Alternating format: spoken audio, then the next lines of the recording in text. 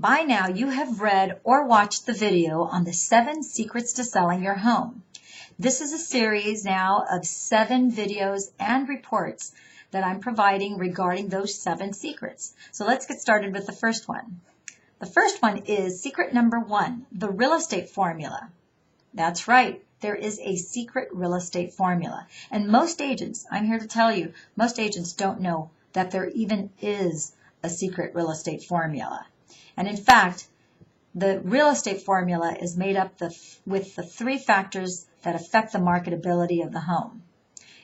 And if you know how to balance those 3 factors that affect the marketability of the home, every single time, from the mountains to the desert, from the valleys to the beach, you will get a sold home if you balance those 3 factors. So let's go over what those 3 factors are. The first one is price.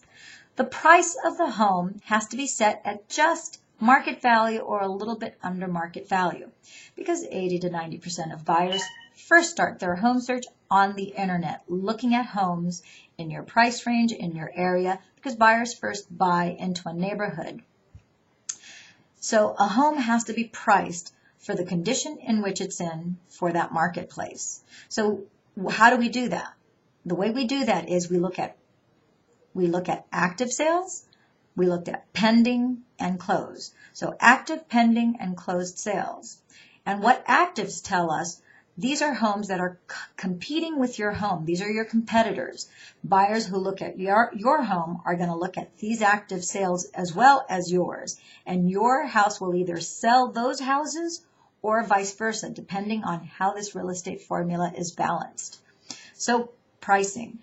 The other thing you need to know is that Fannie Mae and Freddie Mac require in their appraisals that when you comp out a property, that the subject property and the comparables have to be within 1 mile of that subject property, that the square footage has to be within plus or minus 20% for the inside of the home and plus or minus 30% of the exterior of the home, and preferably plus or minus 1 bedroom and or bath. So that's price. The next thing you also need to know is that there's 3 people that need to agree on the price of your home. You can ask whatever you would like for the price of your home, but you have to have a buyer that's willing to put an offer on that house and agree to your asking price. There needs to be an appraiser who can substantiate the value of that home based on closed sales. And right now, lenders are asking for closed sales within a mile of the home within 60 days of when that appraisal is written. And then thirdly, so you have the buyer, you have the appraiser, and the third party that needs to agree on the price of your home that you're asking for is the bank, because the bank really takes the greatest risk whenever a home is financed. The buyer will put as little as 3.5% down. In case of a veteran's loan, 0% down, but usually a minimum of 3% down, possibly 5, 10, 15, 20, 30%. And then the bank is going to finance the balance of, let's say, 70% on a 30% down. So those 3 parties need to agree on the price of the home. Otherwise, your real estate formula is out of balance. The second factor in the real estate formula is access. The access of the home is equally as important as the price of the home. You can have a great price, but if you have an impediment to the access of the home, that house is going to sit. So access, and what I mean by access is that house has to be available for brokers that represent buyers to get in and show that property from ideally 9 a.m. to 9 p.m. In a perfect world, that home would be available at all times. Now, some of the competing properties in your marketplace are bank-owned REOs. Those homes are vacant, so there is no access issue with a vacant home because vacant homes don't have a family living in them. There's no impediment with regards to how many times a broker can show that home. They don't have to set appointments with a seller or a listing agent. There's no issue of lockbox because banks know that the house has to have not only a super lockbox, which is an electronic lockbox that all brokers and buyer's agents who are a member of the board have access to, but they oftentimes also will have an additional combination lockbox. So if something goes wrong with the electronic lockbox, you have a backup combination lockbox. So access is very easy with a bank-owned property. And about 30% of our marketplace right now is comprised of bank-owned and distressed sales.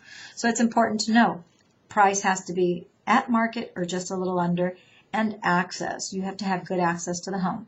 Now, access, I want to elaborate a little bit more on the access to the home, because there are certain things that aren't so obvious that can be impediments to the home.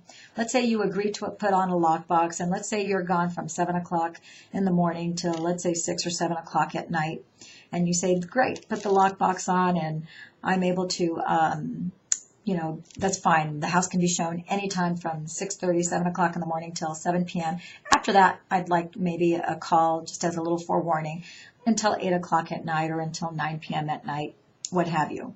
But let's just say, for argument's sake, that you happen to have a dog that remains in the inside of the home, and let's just say that it's a pit bull. And your dog remains inside the home throughout the entire time that you have this home for sale.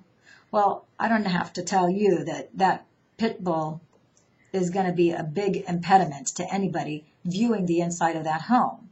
Because I don't care how much you tell me and try to convince me that that dog is friendly, I am not going to risk my life going into a house, even though it says go direct on the MLS and the private remarks for me as an agent to go show this home. If I go to the home and I find that there's a big dog in that house, I'm not showing that home. I'm not going to put myself in harm's way. I most definitely am not going to put my clients in harm's way. So that pit bull is going to be an impediment to the showing and to the exposure of this home. So what I recommend to my homeowners, and many, many homeowners do have family pets that are in the home.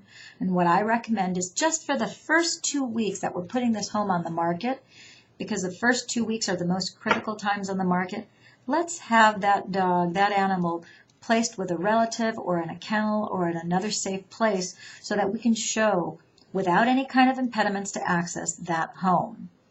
That is absolutely very key in terms of getting your home sold and in balancing the real estate formula.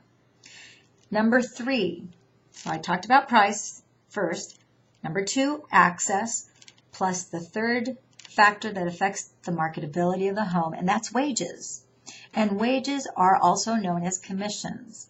Now, most people think of the commissions that are paid in a real estate transaction as the fee that is paid for putting the transaction together, for showing the home, for negotiating the deal and closing it. However, I'm here to tell you, and any expert in selling homes will tell you, that includes developers, that includes banks who make it their business to sell homes on a day-in, day-out basis. We all know that that commission is not just for performing the tasks required to close the sale.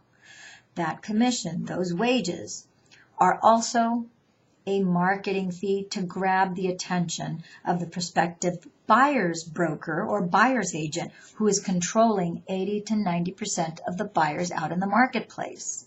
So let me elaborate a little bit on that. There's a lot of agents out there that are willing to do a listing at less than 6%, and let's say it's 5%, so it's 2.5 to the listing agent and 2.5 to the buyer's agent. Now, unbeknownst to the agent and to the client, unfortunately, that really is going to hurt you, because when I pull up on the MLS properties that are for sale that fit the search criteria for my client, and I come up with 300 or 400 properties, well, I don't have to tell you that it's not reasonable to think that I can actually go through and click and look at every single property, or that my client's going to want to look through 300, 400, 500, 600 properties. Furthermore, the MLS limits us to a maximum of 250 properties, which is still way too many properties. So what do? Every agent I know does this. The first thing you do is you're going to limit the search criteria, and you're going to put a minimum of 3% compensation for myself as the buyer's agent. Why should I waste time with properties that are 2.5%, 2%, and 1.5% when there's tons of inventory out there at this time? I may as well focus on the ones that are at 3%. Does that make sense? So when you look at all these threes that are sitting on a page on our computer screen, and all of a sudden I see this boxy looking number 4, I'm going to tell you that number 4 is going to pop off the page far more than any little round threes all the way down the page. If I see that all of these homes are 3-bedroom, 2-bath on a 6,000 square foot lot, in the summer lanes, as an example, well, I'm going to tell my client, well, hey, when we go out to take a look at properties later today, let's go look at this one first. That's what the marketing fee was intended to do, was to grab my attention as the buyer's agent and encourage my buyers to go see that one first. If everything else fits the criteria of my buyer, why wouldn't I go see it first? Doesn't that make sense to you? So that's the purpose of giving that 4% commission to that buyer's agent. Now let me tell you another little secret, which a lot of agents aren't good at communicating to their sellers. But developers, for quite some time now, probably since 2006, on a routine basis, we get solicited by developers because they need us. They know that we control the buyers. And more than ever, they want to sell their new homes. So how do they entice us? They send us emails and flyers telling us that they're going to pay us 4, 5, 6. There's a developer out there, his last name starts with a K, has offered as much as 10% to a buyer's agent to bring their clients over to see their development first, because they know that that's cheaper than any series of price reductions that they can do on those properties. So a lot of savvy sellers, especially businessmen and women who understand how the market, not just real estate sales, but they understand business, they recognize that there's more to the commission than just paying for the services that are performed. It's really a marketing fee. And some of the money that you used to pay in print advertising for newspapers and so forth, now they're being put towards the commission to grab the attention of that particular buyer's broker. And there are quite a few of them on the board. Currently, the Orange County Association of Realtors has close to 12,000 members, and Pacific West, which is the other real estate board in Orange County, has about 10 to almost 11,000 members. So as a listing agent that represents a seller, I market to those agents to give you the maximum exposure possible to bring in those buyers who are ready, willing, and able to purchase your home. And this is the real estate formula, secret number 1. Again, just to recap, price plus access plus wages every single time equals a sold home. Let me help you exit out of where you are and walk into the home of your dreams. Call me now. I'd love to show you how to apply these 7 secret real estate formulas and principles to help you sell your home.